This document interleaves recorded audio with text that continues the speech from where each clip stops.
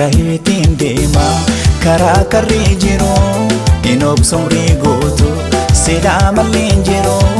Ani fuudhu isii kan inni jaalanne amartii kijibaa numatti hin kaayyanne. Ani fuudhu isii kan namni naafile amartii kijibaa numatti hin kaayyanne.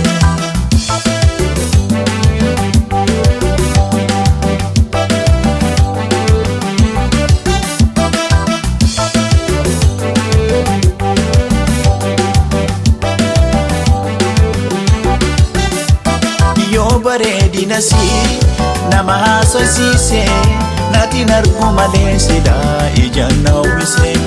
Yoo iji nagarree lubbuu kamtu fedha yoo jaalalli hin jirre amartiin maal godha?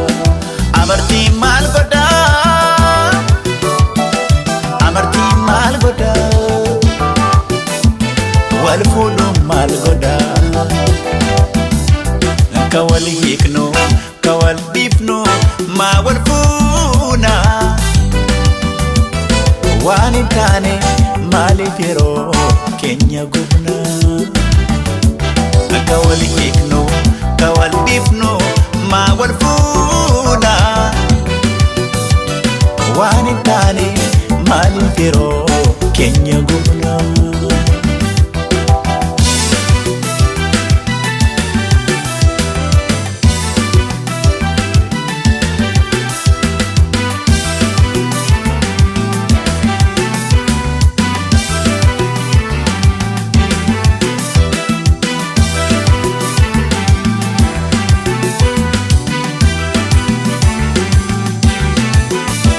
Ankaheetiin deema karaa karree jiru hin obsomrii gootu seedaa malleen jiru.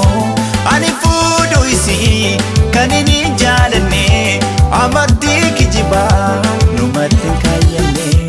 Ani fuudhu isii kan namni naafile amartii kijibaa numatti hin kaayyanne.